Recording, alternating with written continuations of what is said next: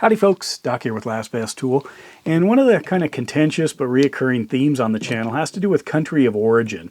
And primarily China seems to be the big target that people have strong opinions on. Taiwan maybe second. Not as much with European countries, especially Germany seems to be a big fan following there. Also Spain, like these Snap-on pliers, made in Spain.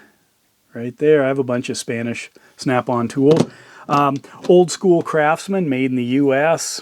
People still covet that. They're angry that it's overseas now. But let's talk Malco, or Snap-on Malco. Now, the Malco plant went out of business, went into DeWitt, Nebraska right there. And these are, I don't even think it's an argument. These are just the best locking pliers in the world. They weren't the cheapest. There are plenty of cheap ones. But we were all concerned that with the loss of the DeWitt, Nebraska plant, that was the end of U.S. manufacturing of great locking pliers.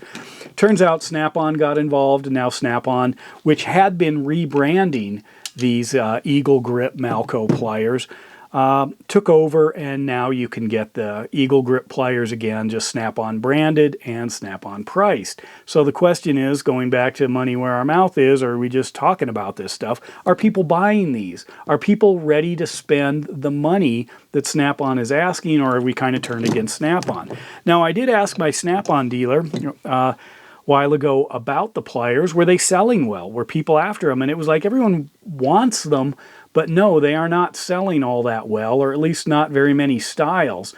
And why? Well, they're very expensive. I mean, you're pushing $80 just to walk in the door, and then it goes up from there. In fact, you can spend well over $100 depending on the type for special purpose locking pliers.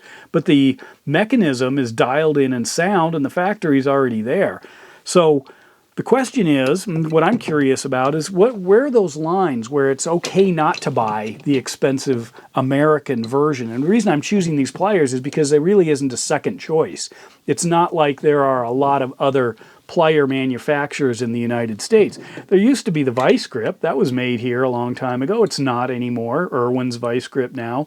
And of course the Craftsman that were made in America that are no longer made here. Milwaukee's made overseas. Are you going to change your mind if it's Taiwan instead of China? But why aren't we paying the big dollars that are required for something like this? Do we have a tolerance for U.S. manufacturing where we kind of go ahead and get it even though it's a lot of money? Or maybe we just can't afford it, but we do need it. Or are we also sending a message saying, yeah, you can make it in America, but you can't charge that amount of money. We're not going to pay it. I don't know. It's a complex issue, but this was just, to me, the start. There's probably going to be other opportunities for companies to acquire different past brands. And do we want them here? Do we want to pay the extra dollars to buy them from U.S. manufacturers, use U.S. workers, and U.S. materials?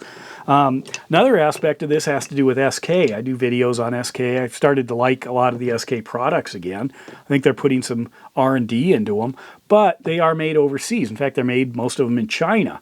And it's a Chinese company now. Great Star owns the company. But there's also pressure to try to bring it back. And Craftsman did try that, and then they failed spectacularly with their unique take on manufacturing that just didn't hold at scale. With their sockets and ratchets, I get it. But should the companies keep trying it? Are we just talk? Are we bluster? Are we saying, yeah, it's got to be America, or I'm not going to buy it? Well, is that true? Or do you just want to say that, or hope for it, or when you do have the option for the Snap-on tool, or not the Snap-on, to the American-made tool, even if it's Snap-on, that you aren't going to drop the money because it's too expensive? So what's a company supposed to do? How are they supposed to read you as a tool consumer? Anyway, let me know your thoughts. It might have to do with the individual tool, might have to do with the nature of the company, might have to do with your financial situation, but overall, I'm curious because when I get in discussions with companies, they're actually wondering, what do we do? Do we put the money into trying to keep it here? Do we use global components to reduce the cost? You know, do we outsource different components to try to make it affordable? What's affordable? You know, are people going to buy it if it is a lot? I mean, this is like an $80 plier right here. $80. Think about that. For a 5-inch Snap-on, USA made, previously Malco locking plier with cutter. WC right there. Water closet, I thought. But anyway, let me know your thoughts and solutions if you have them. And with that, Doc out.